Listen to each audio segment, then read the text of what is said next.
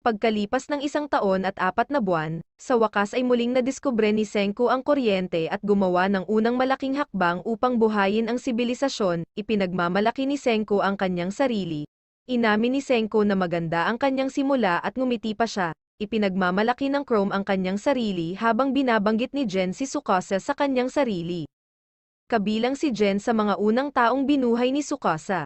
Tinatalakay nila Kohaku, Chrome, at Suika ang posibilidad na maging kaaway si Jen. Sinusubukan ng Chrome na kumbinsihin si Jen na pumanig sa kanila, ngunit sinasabi ng mentalist na napakababaw niya para magdesisyon. Umalis si Jen at naalala noong binuhay siya ni Tsukasa, isa siya sa una sa marami na muling nabuhay. Alam ni Jen ang mukha ni Tsukasa mula sa isang panayam na ibinahagi nila. Inihayag ni Tsukasa ang kanyang intensyon na magtayo ng isang imperyo ng walang mga matatanda. Binalaan din niya siya tungkol sa katalinuhan ni Senko pati na rin ang ambisyon ng siyentipiko. Biglang, sinalakay si Jen ng isang grupo ng mga lalaki at mukhang brutal silang pinatay siya. Hinanap siya ni Senko at ng iba pa at nadiskubreng peke niya ang kanyang kamatayan gamit ang mga bag ng dugo. Nasugatan pa rin siya sa pag-atake at inialay ni Suika ang sarili sa pag-alam kung sino ang gumawa nito habang ginagamot ng iba ang kanyang mga sugat.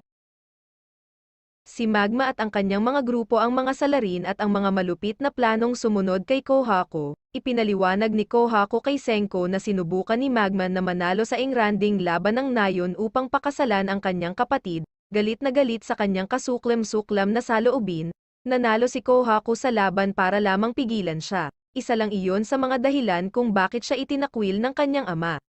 Napagtanto ng Chrome na hindi nila maaaring payagan si Magma na manalo sa laban ngayong taon at maging nakatatanda sa Nayon. Mas magiging mahirap na pagalingin siya kung mananalo sa event ang gustong pumalit sa kanya, at isang taong may sapat na kapangyarihan upang talunin si Magma.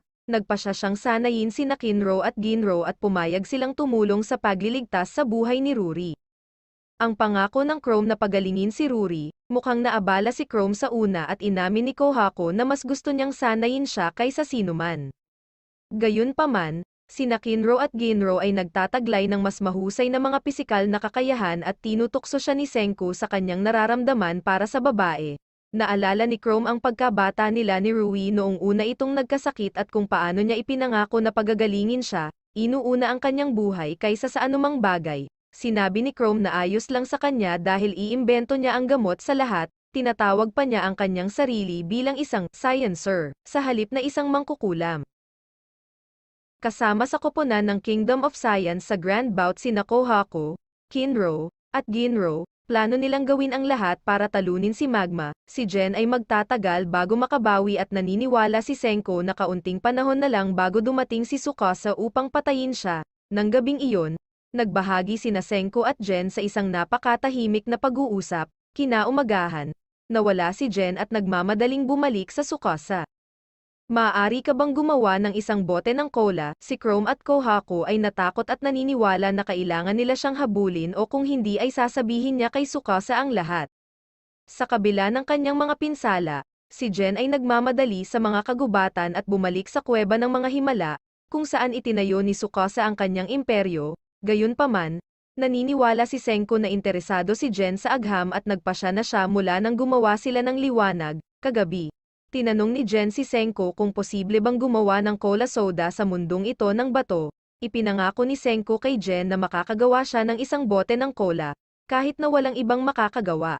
Ipinagpatuloy ni Kohaku ang pagsasanay kina Kinro at Ginro para sa engranding labanan. Tinatawag niyang masyadong mababaw ang kanilang mga hit at ipinaalala sa kanila na dapat silang manalo para mailigtas nila si Ruri. Sinabi ni Senko kay Chrome at Suika na dapat nilang ipagpatuloy ang kanilang pagtuklas ng mga gamot sa lahat ng sakit. Si Senko ay gumawa ng salamin para kay Suika. Biglang inagaw ni Senko ang pakwan sa ulo ni Suika. Inilantad ang kanyang mukha. Sa kabila ng pagiging kaibig-ibig, si Suika ay may kakilakilabot na paningin at ang kanyang mukha ay nababalot ng isang kakilakilabot na dulang sa tuwing sinusubukan niyang makakita. Ipinaliwanag ni Senko na ito ay dahil sa epekto ng pinhole. Kinikilala ito ng mga taga-Nayon bilang ang malabong sakit sa mata, ngunit pinabulaanan niyon ni Senko at inihayag na mayroong isang simpleng lunas para sa masamang paningin mula sa kanyang panahon. Inihayag ni Senko na sa lumang teknolohikal na sibilisasyon, Ang masamang paningin ay naayos gamit ang mga mata na gawa sa salamin na tinatawag na salamin. Emosyonal, nagtanong si Suika kung posible bang makita ang mundo at makilala ang kanyang mga kaibigan sa pamamagitan ng mata ng agham. Sina Senko, Chrome, Kohaku, at Suika ay umalis upang mangolekta ng quartz sand para simulan ang proseso ng paggawa ng salamin. Naglakbay sila patungo sa tuktok ng bundok kung saan nakahanap si Chrome ng malinaw na quartz crystal noong bata pa sila. At dito nagmimina sila ng maraming quartz sand bago ito dinala pabalik sa shed ng Chrome. Ginagamit nila ang tapahan upang ihalo ito sa isang bungkos ng mga sangkap na tinulungan ni Taiju na nakolekta noong gumawa sila ng sabon. Pagkatapos maglagay ng lid, gumawa si Senko ng see-through lens glass, gumagamit sila ng polishing tool at corundum para ibagay ang lens glass sa tamang race eta ni Suika. Matapos makumpleto ang dalawang gumaganang lente, inilagay ni Senko ang mga ito sa mga butas ng mata ng helmet ng pakwan ni Suika, at hinahayaan siyang makakita ng malinaw sa unang pagkakataon sa kanyang buhay. Nagpatuloy ang pagsasanay para sa engranding laban ngunit madaling natalo ni Kohaku si Kinro ng paulit-ulit sa ilang kadahilanan. Ang mga tama ni Kinro ay masyadong mababaw. Ngayong tumaas na ang potensyal sa paggawa ni Suika, nagpasya si Senko na magsimula sa paggawa ng mga instrumentong salamin. Gumagawa sila ng glassblowing furnace at isang bakal na tubo upang subukan at lumikha ng mga instrumento. Gayunpaman, wala silang karanasan sa wastong paggawa ng mga instrumento. Sinabi ni Senko na maaaring tumagal ng ilang buwan upang maitama, ngunit hindi naniniwala ang Chrome at Kohaku na mayroon silang ganoong katagal. Kanidnap ng Chrome ang craftsman ng nayon, ang matandang si Kaseki, at humingi ng tulong sa kanya ngunit tumanggi siya. Ibinalik ni Suika ang kanyang lacquer, dahil kinuha niya ito bago ang paggawa ng magnet, at napagtanto ni Senko na ito ang taong gumawa ng kalasag ni Kohaku. Ipinaliwanag ni Kaseki na ginawa niya ito para sa kanyang ama, si Kakuyo. Nang manalo siya sa Grand Bout ng nakaraang henerasyon at naging pinuno, sa huli ay ipinasa niya ang kalasag sa kanya. Ginawa rin niya ang suspension bridge at sinabing hinding-hindi niya tutulungan si Senko. Nagulat si Kaseki nang makita ang mahiwagang translucent na material at naayos ni Senko ang kanyang plano. Pinipilit niyang panoorin ang craftsman habang paulit-ulit silang gumagawa ng mga glass item, na nagpapahirap sa kanyang panloob na pagnanais na gumawa ng perpektong mga gawa ng sining. Hindi makatiis na panoorin silang sirain ang bagong material na ito. Ang pagmamataas ni Kaseki bilang isang craftsman ay pumalit at siya ay natanggal sa kanyang mga pagpigil. Alam niyang pinupukaw siya ng mga lalaki. Ngunit nagpasya siyang tumulong pa rin upang ipakita ang kanyang mga kakayahan. Ang maskuladong matandang lalaki ay nagpapakita ng kanyang mahusay na honed craftsman kasanayan at lumilikha ng perpektong salamin instrumento kahit na ito ay ang kanyang unang beses sa glassblowing. Sa loob ng ilang araw, kinukumpleto ng Kingdom of Science ang kanilang science lab, kumpleto sa mga bagong instrumentong salamin. Ibinabalik nito si Senko sa panahon na binili ng kanyang ama ang halaga ng kagamitan para sa kanya noong bata pa siya. Ipinagmamalaki, lumingalinga ang grupo sa paligid para makitang napabuti nila ng husto ang Kingdom of Science. Sinasabi ni Senko na nagawa lang nila ang mga mahahalagang bagay sa ngayon, ngunit alam niyang makakahabol sila sa kalaunan, habang nagsasanay. Iminumungkahi ni Ginro na hilingin nila sa pangkat ng sorcery na gawin silang makantab na mga sibat upang tulungan silang lumaban sa Grand Bout. Malinaw na nawawala ang kanyang gintong sibat, sumang-ayon si Kinro. Sa kabila ng pag-alam na gusto lang ng mga kapatid ang makantab na bagong sibat, pumayag si Senko na pumunta sa isang mahusay na pakikipagsapalaran upang mahanap ang pinakadakilang kayamanan ng chemistry. Sinabi niya kay Ginro na ang pilak na sibat na kanilang ginagawa ay maaaring magdulot din sa kanya ng sariling buhay, dahil hahanapin nila ang pinakamahirap na material. Gaya ng kanyang ipinangako, lumikha si Senko ng isang silver spear, gamit ang katutubong pilak, isang mineral na napagkamalan ng Chrome na isang uri ng mga ugat ng halaman. Natapos nila ang pilak na sibat at ipinahayag ni Senko na dapat si Ginro ang bodyguard ng koponan. Sina Senko, Chrome, Kohaku, at Ginro ay dumaan sa mga hot spring, at ipinakita ni Senko na ang silver spear ay talagang isang sensor. Kung ito ay naging itim, nangangahulugan iyon na ang panganib ay nalalapit at ang may hawak ay dapat tumakas kaagad o mamatay. Sinabi ni Senko na papatayin sila ng kanilang kalaban pagkatapos lamang ng isang pagkakamali at ito ang pinakamalaking hadlang sa paggawa ng sulfa drugs. Ang grupo ay napunta sa isang ilog na walang kahit isang isda, masyadong natakot si Ginro na gampanan ang kanyang trabaho bilang bodyguard at lumakad ito sa likuran nila. Pinona siya ni Senko at Kohako na maglakad hanggang sa makarating sila sa isang malaking pool ng tila isang emerald green spring, maganda sa una. Lumakad si Ginro patungo dito hanggang sa tumugon ang kanyang sibat sa hydrogen sulfide. Sumigaw si Senko kay Ginro at iniligtas siya ni Kohako sa oras bago siya mapatay ng gas. Ipinaliwanag ni Senko sa lahat na ang bukal ay gawa sa sulfuric acid. Bumalik sila sa base at sinubukang bumuo ng plano para makuha ang material. Nais ni Kohako na subukan at gamitin ang kanyang bilis upang mabilis na tipunin ito, ngunit mabilis na pinabulaanan iyon ni Senko, dahil ang mga tao ay napatay sa isang iglap dahil sa gas. Upang maayos na labanan ang mga kemikal, kinuha ni Senko si Kaseki na gumawa ng mga gas mask. Sinabi ni Senko sa Chrome na hindi siya makakasama sa kanya para kunin ang acid. Ang mga gas mask ay hindi isang garantiya at sinabi ni Senko na hindi niya maaaring hayaan ang parehong mga siyentipiko na mamatay. Naalala ni Kohako ang kanyang ama na sinusubukang ipasa ni Ruri ang kanyang kaalaman sa kanya.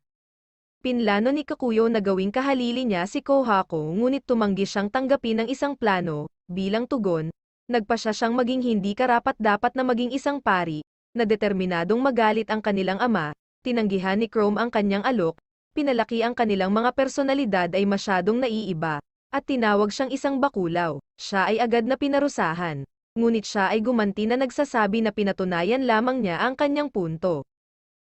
Ipinakita ni Senko sa lahat kung paano gumawa ng mga gas mask at ang duo ng mga siyentipiko ay naghahanda na umalis. Inilagay nila ang kanilang pananampalataya sa mga gas mask at sinubukang kumilos ng mabilis. Hindi sila maaaring matakot at mag-aksaya ng kanilang hangin.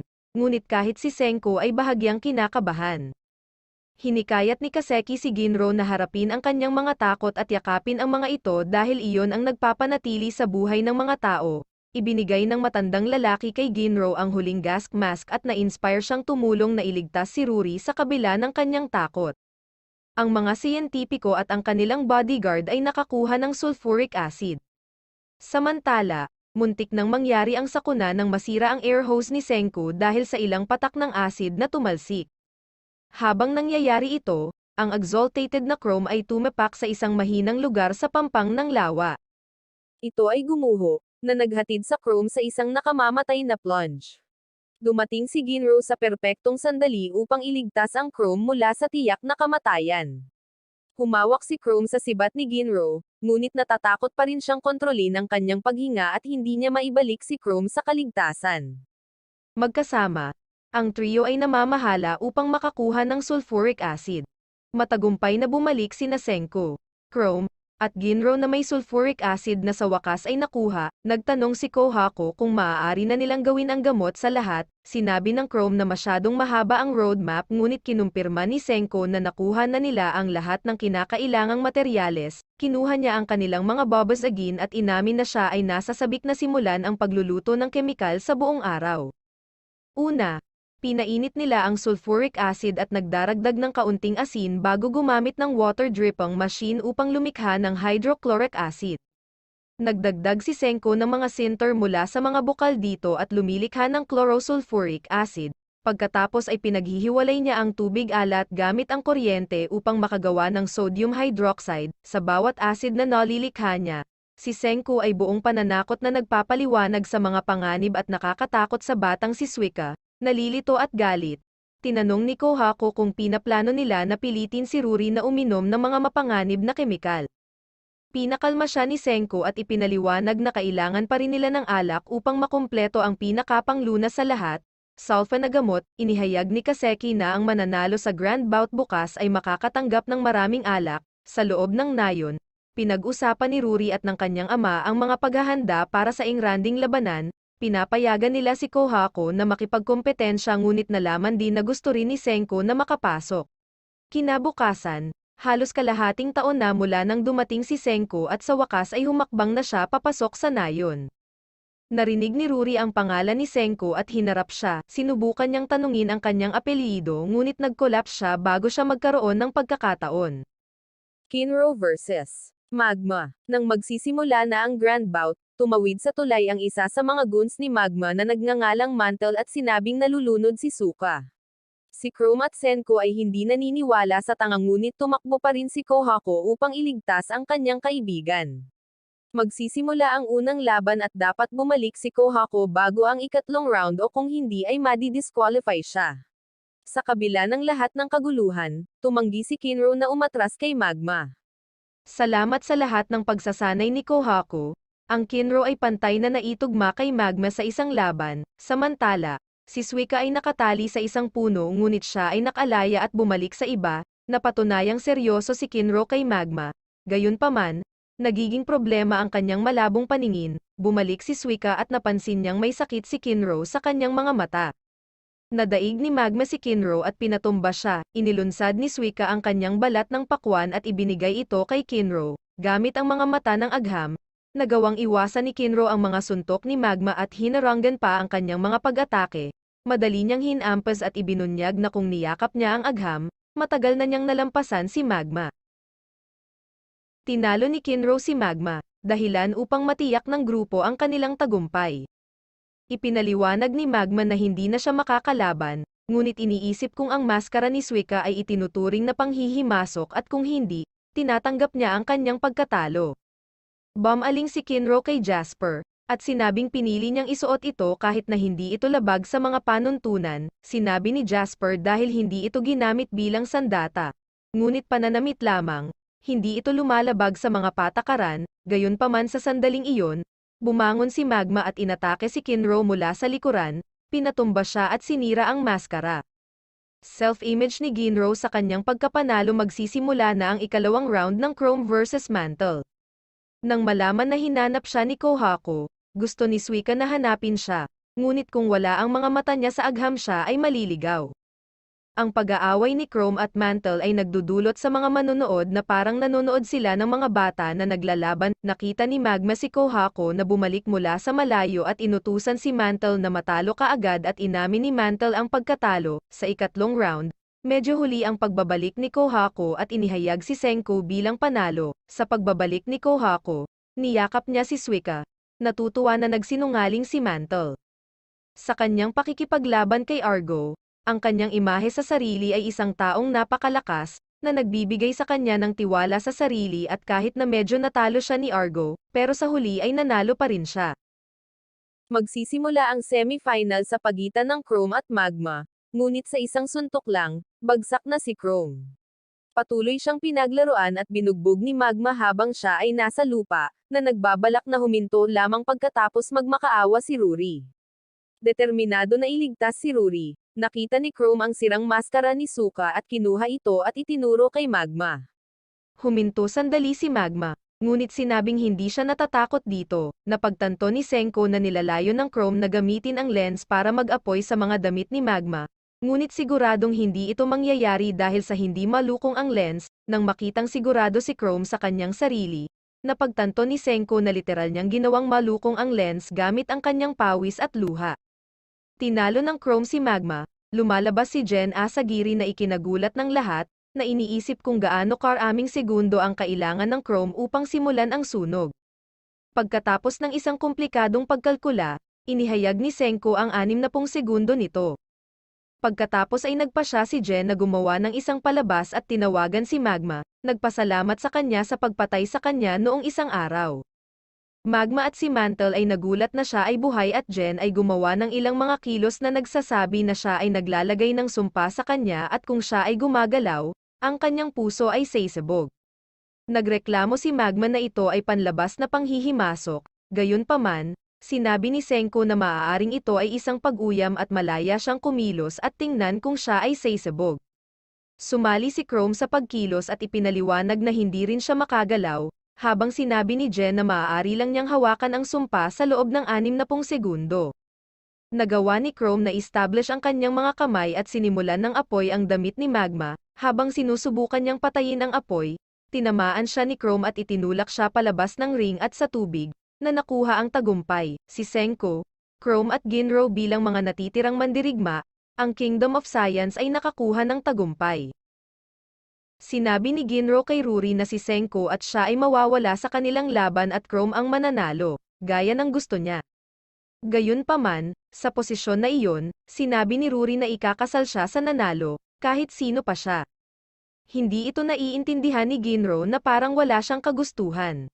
Sa pagsisimula ng ikalawang semi-final sa pagitan nila ni Senko, sineseryoso ni Ginro si Senko gaya ng pag-iisip niya sa kanyang sarili bilang pinuno ng nayon at mabilis na pinalitan siya ng mga tao gamit ang kanyang mga pantasya.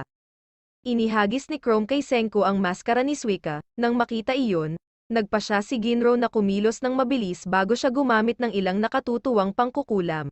Gayunpaman, ginamit ni Senko ang maskara bilang leverage at hinampas si Ginro sa mga bola, pinatumba siya at nakuha ang tagumpay. Nakuha ang alak, susunod ay ang final at sinasadya ni Senko na matalo, para pakasalan ni Chrome si Ruri. Gayunpaman, ang Chrome ay walang malay at hindi kayang lumaban. Nagulat ang lahat, ngunit walang pagpipilian, inanunsyo nila si Senko bilang panalo, at ang lalaking ikakasal kay Ruri at magiging punong nayon. Sumang-ayon si Senko na gawin ito at hiniling sa kanila na dalhin ang alak, si Ruri ay umubo ng dugo at napagtanto ni Senko na halos wala na sila sa oras, gusto niyang gumawa ng antibiotic, ngunit ipinaliwanag ng mga taga-nayon na kailangan muna niyang magdiwang buong gabi. Nang marinig iyon, inanunsyo ni Senko ang kanyang diborsyo at kinuha ang alak sa kanya at nagtungo sa paggawa ng gamot. Pagbalik sa kanilang base, umalis si Senko sa Kaseki at si Gen Asagiri ay nagbabantay sa isang umiikot na kawayan sa isang talon. Sa kanilang base bilang unang hakbang, kumukuha si Senko ng nasusunog na karbon at hinuhugasan ito ng hydrochloric acid, pagkatapos ay idinagdag ang ethyl acetate na gawa sa alkohol at suka upang makakuha ng aniline. Nagpapatuloy sila sa paggawa ng 25 pang hakbang. Sa umaga, si Jen ay sabik na makita kung ano ang nasa loob ng kawayan at nagulat sa carbonated na tubig nito. Masaya na si Senko ay maaaring gumawa ng cola. Bumalik siya sa kanilang base upang hanapin si Senko at ang iba ay nakahandusay sa lupa habang ang eksperimento ay tila nagkamali. Ipinaliwanag ni Senko kung paano niya pinaghalo ang ilang bagay at nagdulot ito ng maliit na pagsabog, pagkuha ng carbonated na tubig. Ihalo ito ni Senko sa sodium hydroxide at lumikha ng baking soda. Pagkatapos paghaluin ang mga huling sangkap, pagkatapos ng 6 na buwan ng pagsusumikap, nilikha ni Senko ang sulfa na gamot. Tumungo ang grupo sa nayon, ngunit dahil hindi pinapayagan si Jen, kailangan niyang manatili sa labas. Sinabihan siya ni Senko na manatili at hintayin sila sa lab. Dismayado si Jen na hindi niya makitang gumaling si Ruri. Ngunit pagpasok sa lab, nakita niya ang isang bote ng cola ni Senko sa mesa at masayang inumin ito. Nakipagkita ang grupo ni Senko kay Ruri at binigyan niya ito ng gamot. Habang sinusuri niya siya, nakita niya ang isang patay na daga at dinala ito pabalik sa kanyang lab. Sa paggawa ng autopsy, kinumpirma ni Senko na ang mouse ay mayroon ding bacterial infection at ipinaliwanag na depende sa bakterya na maaaring hindi gumana ang kanyang lunas. Makalipas ang ilang sandali, tinawagan sila ni Suika habang lumalala si Ruri. Nang makitang lumalala ang kondisyon ni Ruri, inamin ni Senko na maaaring ito ay dahil sa kanyang gamot at ipinaliwanag niya na ang bakterya ay nagiging seryoso at gumagawa ng mga kaalyado sa pamamagitan ng pagkalat ng mga nakakalaso na gene nito sa hindi nakakapinsalang bakterya sa paligid nito.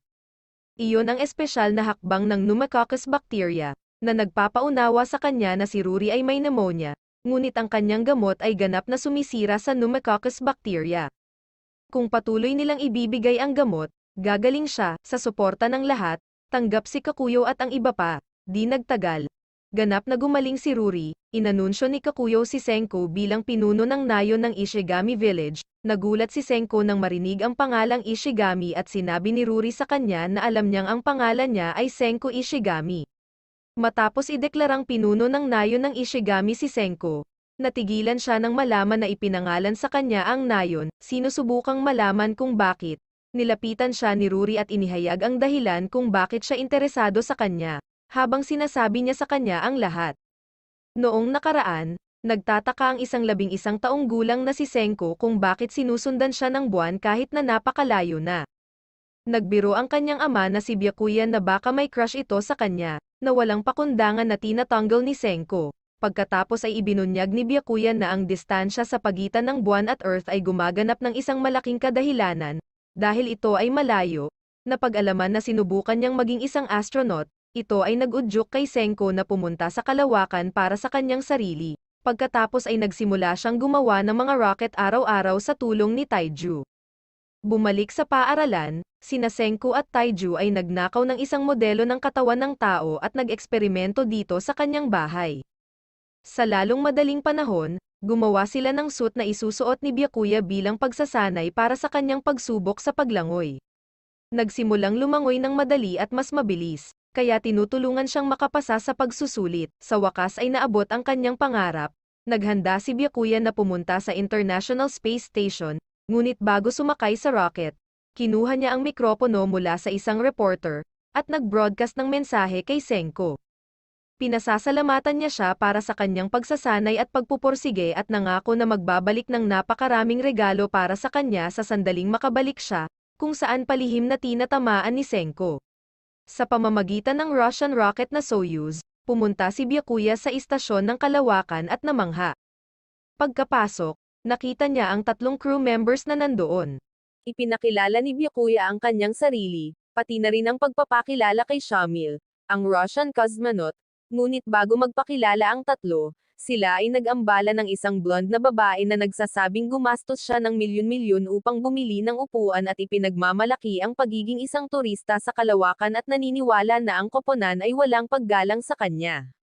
Napabuntong hininga si Shamil sa inis, pagkatapos humingi ng tawad sa ginawang kalokohan, ipinakilala niya ang kanyang sarili bilang si Lillian Weinberg, isang American celebrity singer. Pagkatapos ay ipinakilala siya kay Dalia at sa kanyang asawang si Yakov, na parehong mga doktor mula sa Europa. Pagkatapos ay binanggit ni Byakuya na si Yakov ay nasa kalawakan sa ikalawang pagkakataon, na labis na ikinairita ni Dalia at ni Shamil. Ipinakilala ni Dalia si Connie, isang American crew member mula sa NASA na malaking tagahanga ni Lillian. Ipinahayag ni Byakuya na ipapatugtog nila ang CD ni Connie ng mga kanta ni Lillian ng paulit-ulit sa tagal ng kanilang pamamalagi, na labis na ikinatuwa ng mga tripulante at pagkadismaya ni Lillian.